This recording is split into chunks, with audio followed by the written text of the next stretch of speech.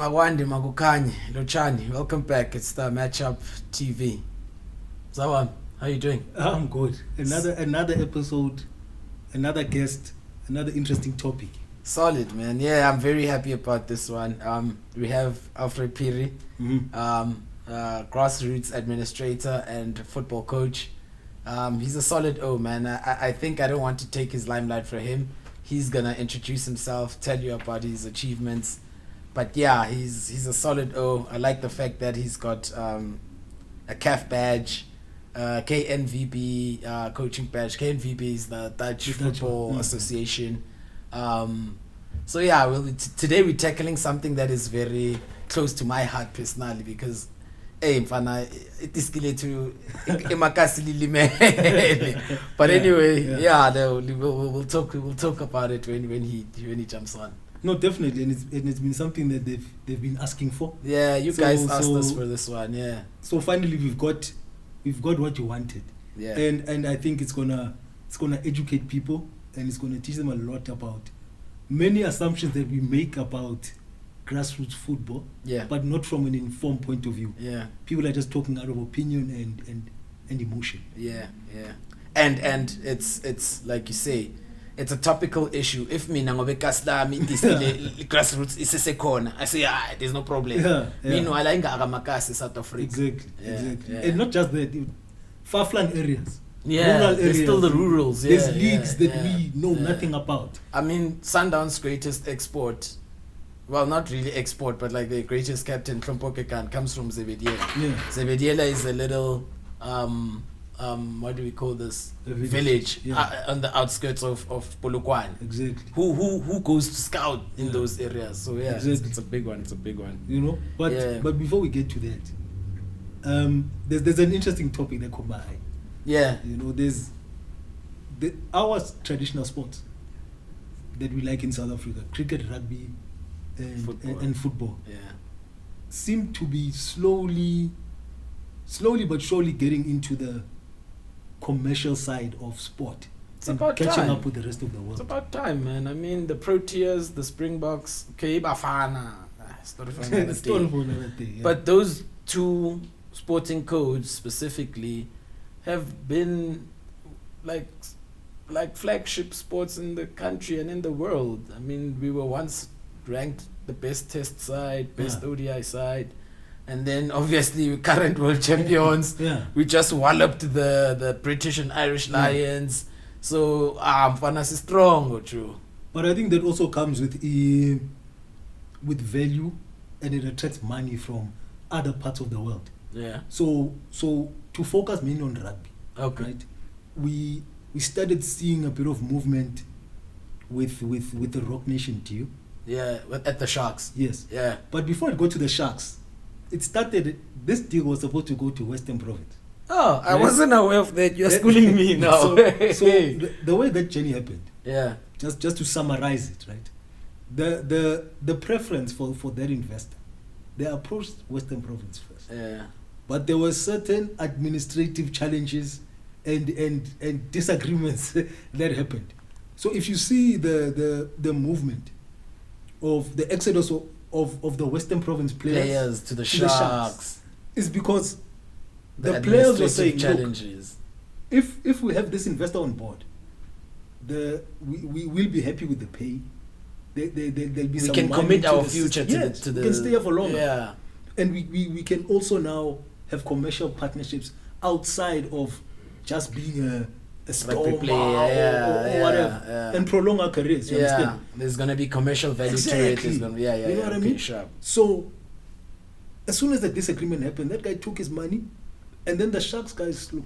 And when did they come? The time of the pandemic. It was early towards the pandemic time, right? Okay. So they saw. And this was when John Smith wasn't CEO, right? No, it was Edward Kutsia. Okay. I've got his name right. He saw the opportunity. He's got a bit of a commercial sense of sport. Yeah. And he said, look, bring the money here. They took the money there along with the players. Yeah. You understand? So now, at a time where sponsors are a bit jittery and they're cutting budgets, they managed to secure funds. Dollar funds. You understand? So now they're here, they're taking players back who've gone to Europe. Yeah, you understand? Yeah, they bring him back home because financially there's muscle. Yeah, man, that's good for South African rugby. Also, I realized that Sanza is breaking up. Come 2025, the Test Championship will be non-existent. Well, it might still be existent, but it will probably be New Zealand, Australia, and Argentina. Tina, we might be going to play the Six Nations. Apparently, Italy's been the wooden spoon boys for the last 10 years, and they feel like it's not competitive.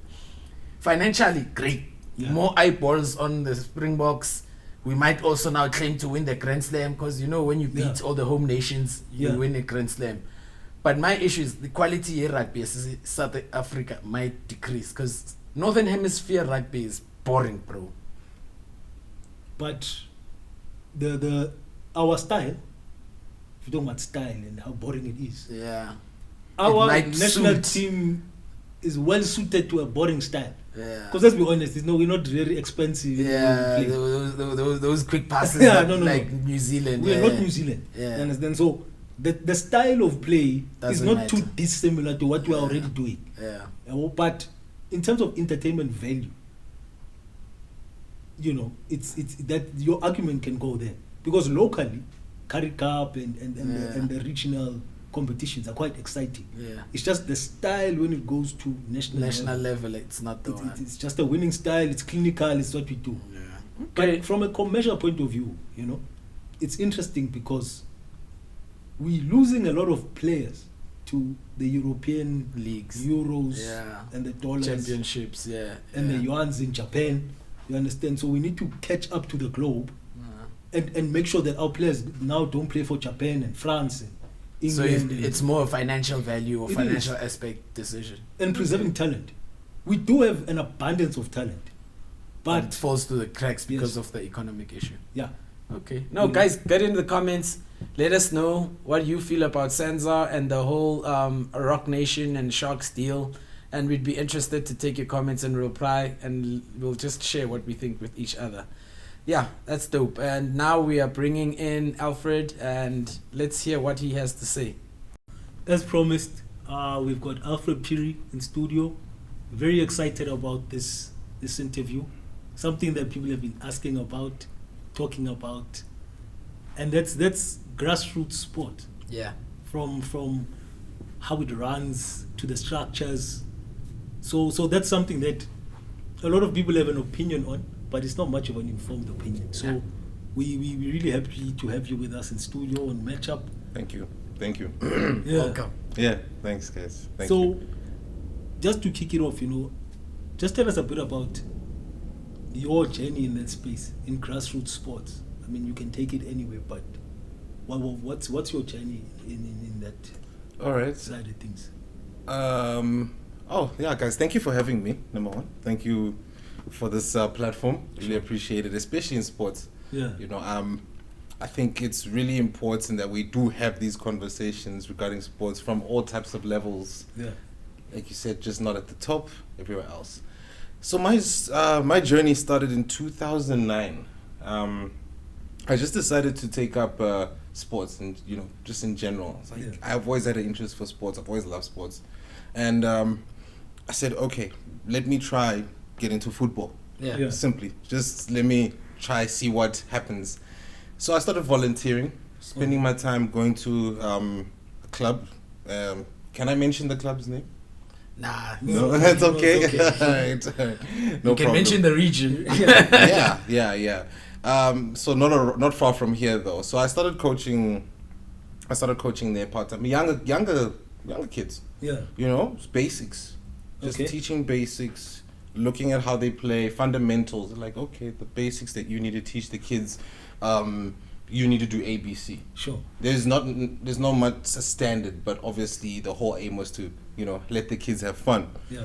So then as time went, because I've always believed you have to just start at a fundamental level, start at a basic ground level, and your patience is tested because when you're starting with young kids. Yeah. You know what I mean? Your patience level is very, very tested when you're starting with younger kids, because if you can't deal with a 6-year-old, how are you going to deal with a 16-year-old? Sure. So like that temperament. So those are the type of habits one needed to adapt as well. be as it may, I didn't know that I was doing that, but it's just something that just became a routine as time went. Sure. So as years went, obviously the age group started to advance. I've always said I want to start trying different age groups. Yeah. And on top of, I went and spoke to the chairman of the club, and I said, look, I want to really start taking this seriously. Yeah. At this point, I said, look, in terms of career options, we all have our choices, but I want to really try and see where I can go with this. Yeah. So he said, okay, cool, let's see what happens. Then all of a sudden, the club started offering basic coaching courses. Yeah. And these were coaches which were available to, because mind you, most of the people that were coaching at these clubs are parents. Yeah. Okay. Yeah. They're parents, and also some of us, we're actually not parents, but we take this seriously. Yeah, well, so we're not interested. Yeah, we're not looking at it So from a view. you weren't pros basically, but you were being equipped to become pros. Absolutely. Okay. And then those coaches who did take it seriously would attend these courses. Sure. You know, we're talking club from different clubs, your Old Park region, everywhere, Wits, you know, what have you. They are the guys who attended these courses, and they offered these courses. But did they pay for them, or did you have to pay? The club already, you know, offered these. They said, look, we're paying for it. You guys can do it if you'd like. And then it started with the basic internal club course. Sure. Right? And then from there, it started to advance. Then they started offering KNVB courses, hence Sure. where I got to the Dutch license. Coaching license. Yeah. So they offered it introductory level, and then of course level 1, which would be more, of course, you know, regarding money. Yeah. So yeah. So that was pretty hard at the time. So I just kept it at the basic introductory level. But meanwhile, I was still engaging in these different courses as well. Look, whatever course they gave me, I took it. Yeah. I took it. I did not hesitate, whether it be, because they allocate you by hours. So whether it be 16 hours, 20 hours, etc., you just go and do the courses, you know, and you learn something new all the time. Sure. Because there's different, you know, things that you focus on. Has that improved your coaching? How you feel about it? Over the years, yes, it did. As it did improve the coaching, it did improve the outlook. It also taught you how to deal with people. Yeah. So I think more of it did really teach you. So how it to doesn't deal with just people. theoretically give you a heads up. It also, like, practically when you get on the field, you have Yes, you have a set idea of how you want to implement your program, how you want to implement your gameplay. Okay. Of course, as I said, the older you get, the older the age group you deal with, the more focused you work on certain coaching points. So with that, having worked in a football club that sort of, how can I say, not really pushed you, but gave you a platform of improving yourself as a coach, how do you feel about the state of affairs in South African football with the coaching landscape? Is there like a push from clubs to get young coaches on board and give them a platform of getting those badges, or do you feel like there's a lack, and where would that lack be coming from? It's a lack, and it's not emphasized. It's a lack, but there's a lack, but it's not being emphasized. Because we do need younger coaches. Yeah. We do need to give our country the option for young people to say, you can go into footballing, you can go into make this a career. And I think as time it fades, because it also depends on the club's vision as well. Yeah. If you are coaching at a specific club, of course their main focus is to generate revenue every year for lights, for fields, maintenance, etc. So that's their focus. What happens other than that in terms of coaching, you know, it's all based psychologically too. Yeah. Because you don't know who you're dealing with when you're dealing with young people. It's different people's kids. You know what I'm saying? So when you're dealing with different people's kids, there's very few clubs that I know of that actually engage in those type of fundamentals, unless it's an issue that the club has experienced that they're noticing about their coaches. But I think from the emphasis is not there when it comes to coaching. Conversation. There's no conversation being had unless you're sitting in a coaching course for a week and you're having these talks, and then when you're all going your separate ways to whatever club that you're coaching, you're back to square one. There's nothing really happening. So is there a link, especially, okay, now I'm going to put this maybe in the top 3 South African pyramid, meaning APC Mutsipe, Clad Africa, Yeah. PSL. Is there a link between the lack of junior coaches Yeah. or young coaches and the young administrators? Is there a link that because there's no conversation around it, is this the reason why we aren't seeing young administrators and young coaches in the top 3 pyramid? Absolutely. Yeah, there is no conversation being had between that, because now you look at a club, let's say for the lack of an argument, club has been around for 20 years. Yeah. Right? And of course you get Uncle Ross, for as an example, who's been coaching. He used to play back in the day. He used to play this league, that league, the trophies hanging all over the place.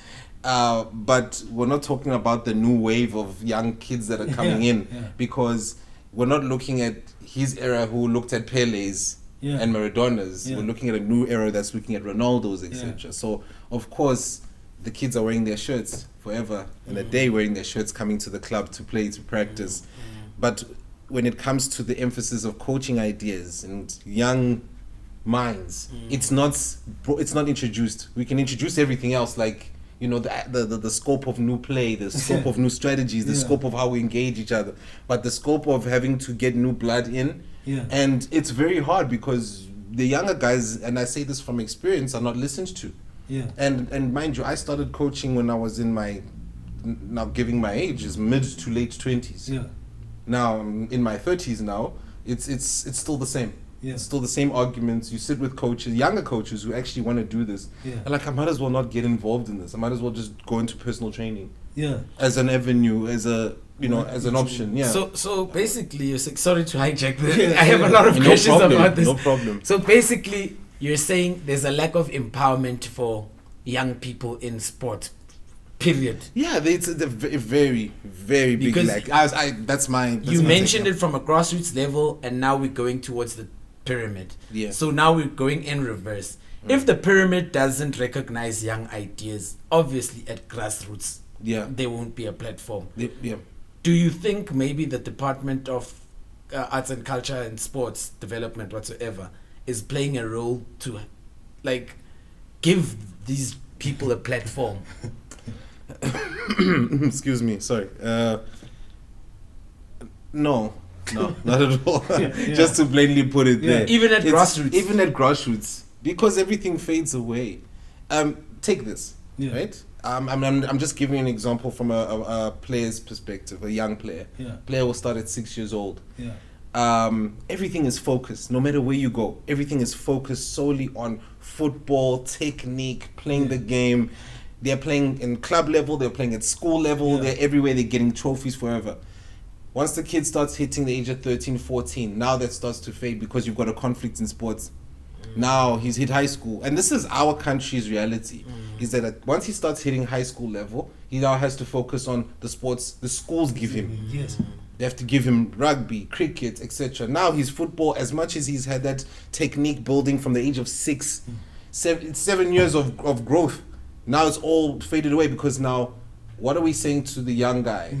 Now you as a coach, now you're really, and look, and here's the thing with the coaches, I wish that I had a player that I had coached in my past to excel.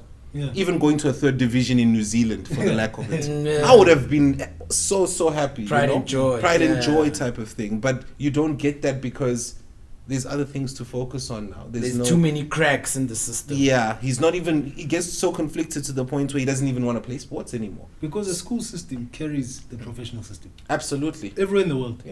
Even in England, it's not, even in Europe, it's not the clubs that the clubs don't have that infrastructure and that control. Because you have to go to school. You understand? So the school has you for 8 hours. Right? And then that extra 3 for extramural activities. So it's a controlled environment. But now if the kids aren't playing in school, they have to go find a club. There's few clubs. Some are better than others. It's not as compared. It's not a pride thing, a culture thing. Then the kid is like, you know what? Our school focuses on a certain code, sporting code. How do you feel about the school systems actually?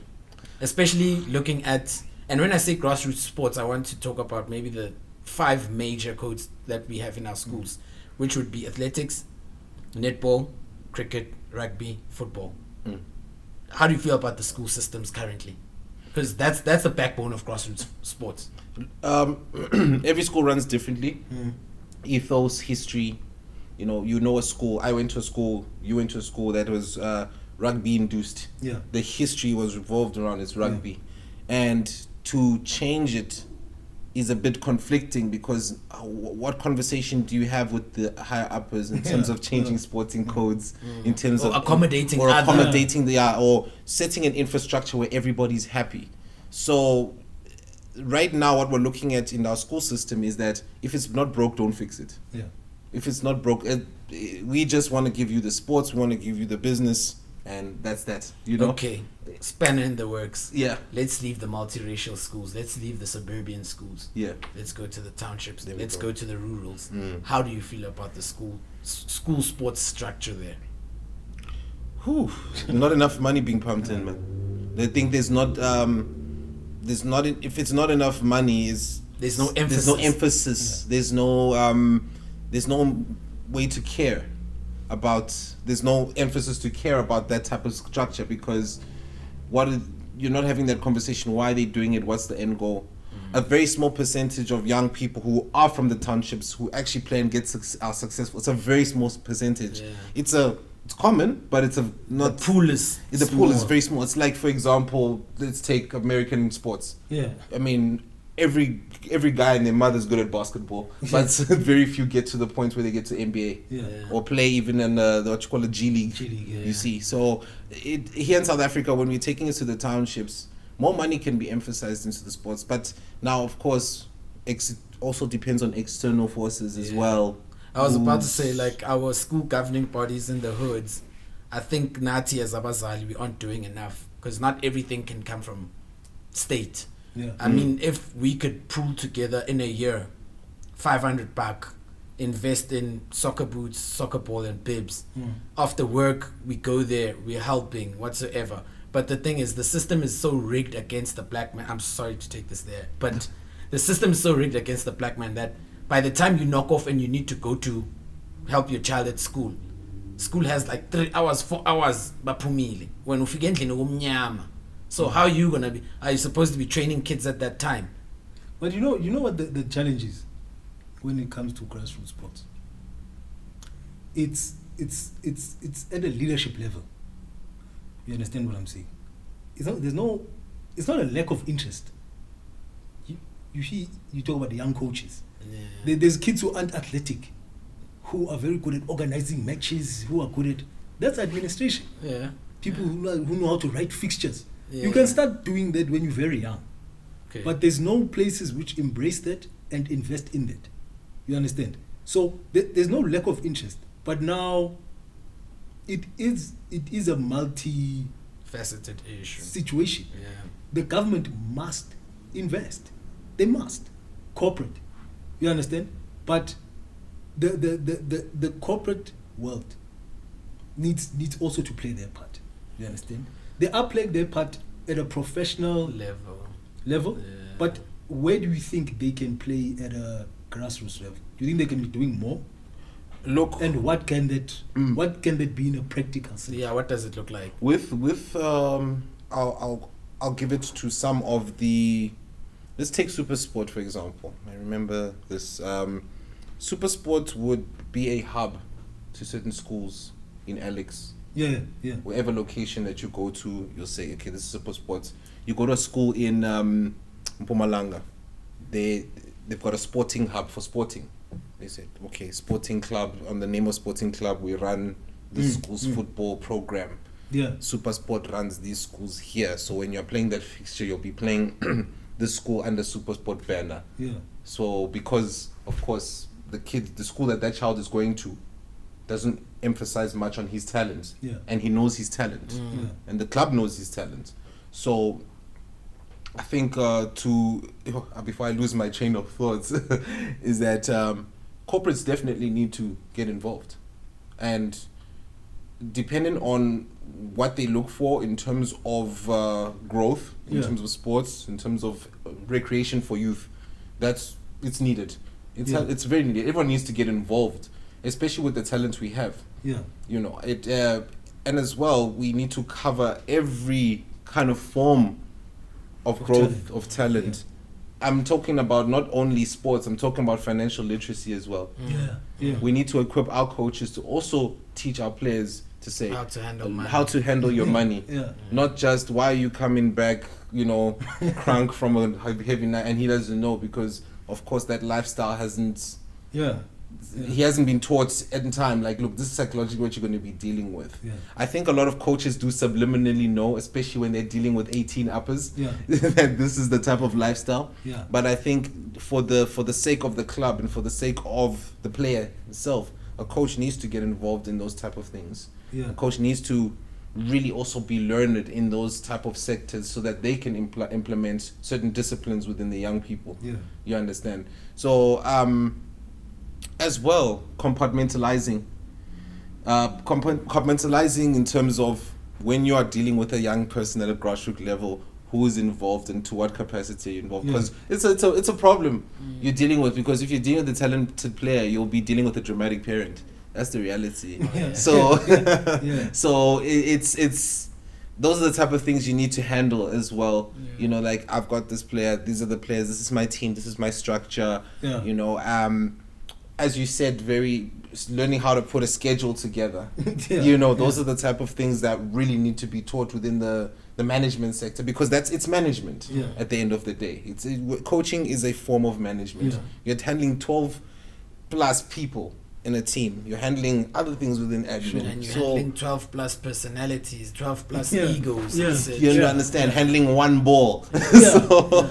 In closing, I just have a two-pronged question. And it's really far from each other, but I'd like you to just summarize as much as possible. Do you think the personal clashes we are seeing between the old school coaches who are more in the top 3 pyramids is based on the difference of how can I say, peer culture, or not being able to relate to each other because they grew up in different generations? 1. 2, what do you see the future of South African grassroots sport as, or is there no future? Okay, so I think we should, as whether it be the top 3 bodies, we do need to eliminate this cater mentality, you know. And when I say this cater mentality is, we need to start listening to our young people, stop listening to the cronies and the friends. Within these, because guys, I'll be honest, some clubs, you know, I've seen so many clubs the way they run, so many associations. These associations within, you know, even in women's football. It's deep. Without somebody say so, you can't move. You understand? So that person is plus 50 years old. What are you saying to him? What conversations are we having? What he knows, he's set in his ways. You understand? So until we can get rid of that, the only people that he'll listen to is his friends. And his friends also have clubs. They're also part of the boards and districts. You get me? So we need to get rid of that mentality. And this South African or African construct of that an elder shouldn't be told. You get me? We need to get rid of that and say, guys, football's moving to a new wave. Sports in general is moving to a new wave. Other countries that we don't know of who weren't so good at sports 30 years ago are coming. They're passing us. They're excelling in different sports, man. I mean, they're really, really killing it. And we need to really take that seriously and say, where are we going as a nation in terms of our sports? How are we implementing our sports? Who are we educating so that we can have these proper channels?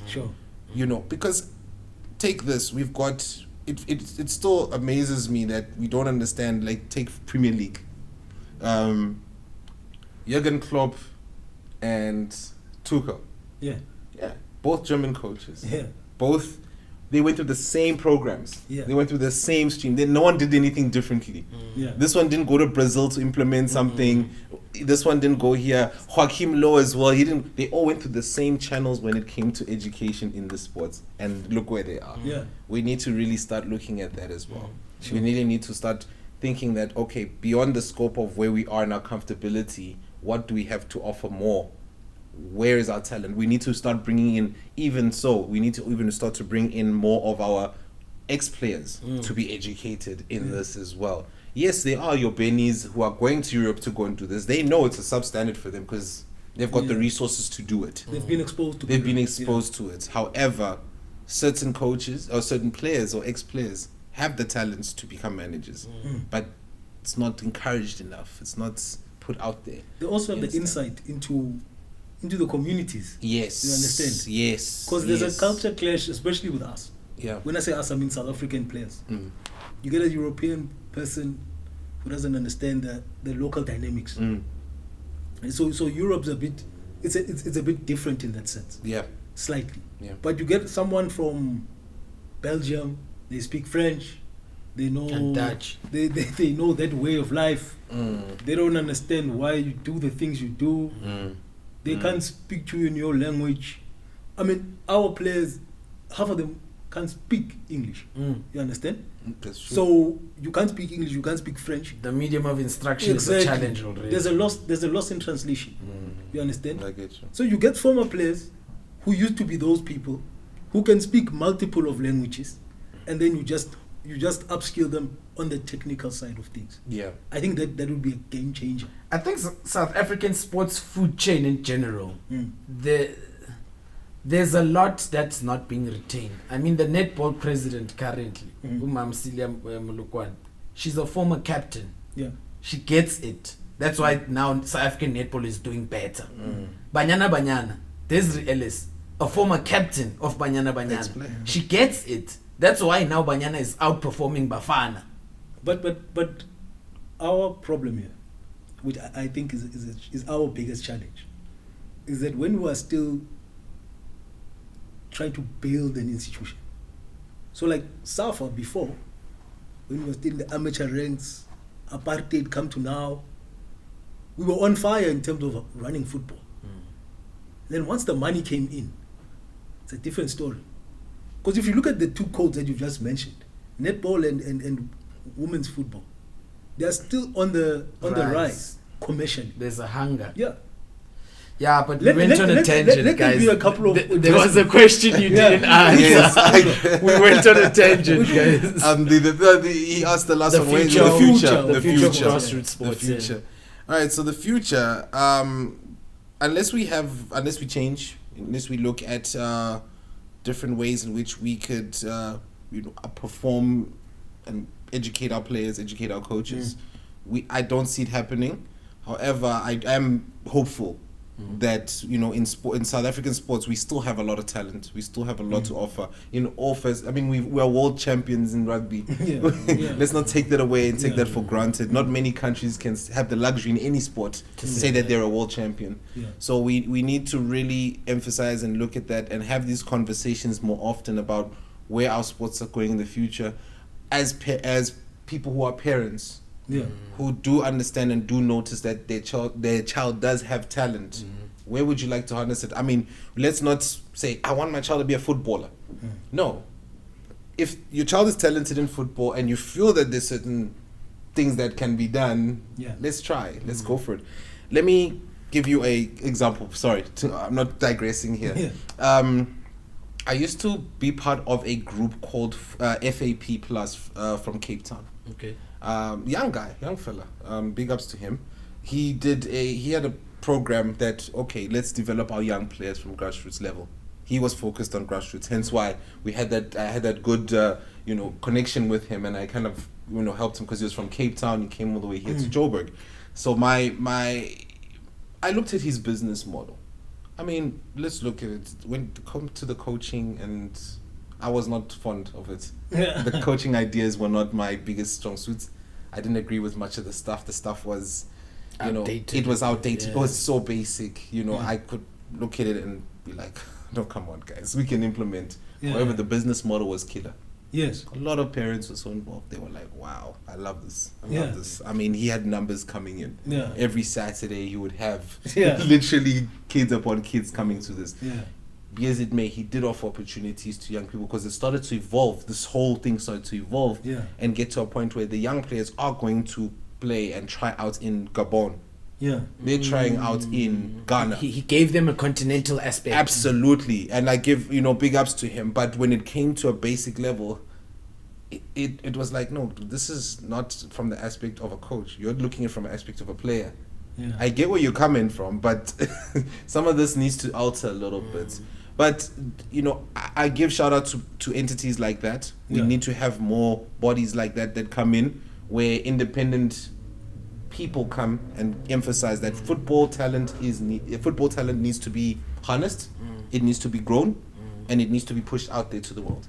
So, man, that's my closing. In future, if we can continue to have those and can handle those independent guys, we need to have corporates in. We might see a future. Sure. Cool, man. Nah, thanks for the solid conversation. You just gave us some insight. I think maybe once you've sorted certain things and brought in those sort of business models, we might look at a solution-based sort of episode. So Yeah. No, thanks for coming through. Thank you for having me. Thank you. Sure. Anything in closing, Zaham? No, in close, I mean, it's been a very informative session. Yeah. And you see, it's quite a hot topic. Yeah. But I think it's a topic that we need to have more often, like you say. But what I got from you is that there's a lot of interest in administration. It's just there's not a lot of exposure, and the industry is not open to new ideas. Yeah. But there are other ways of entering this industry without going through the conventional structures. Yeah. So this is where the outside investment comes in. So the corporate invests in the young collective of people with radical ideas, Yes. and then the rest of the industry catches up. So there's more than one way to go about this. So I'm pretty excited about the future of grassroots sports. So maybe in some years you'll have an academy and we'll have Yeah. I mean, look at it like this. Take it into consideration that I work with youth. Yeah. So I'm now looking at it from the outside in. Yeah. So I think that's one thing I've really appreciated a bit, changing roles now, Yeah. from going from the coaching area to now being in a position where I'm dealing with youth across, Yeah. talented or whatever. I think these really could have this conversation further. Yeah. Sure. Sure. Yeah. Thanks, guys. No, that was a good one. Nah, solid. I'm good. I have nothing on my Thank end. you. Thanks you. for coming through. No, thank you for having me. Thank you. Okay, guys, it's the end of episode number 3. I hope you enjoyed it. Get down in the comments, talk to us. And if you need any more information about Alfred, you want to take him up on anything, advice for Grassroots or his academy, let us know and we'll put you in connection with him. Cheers.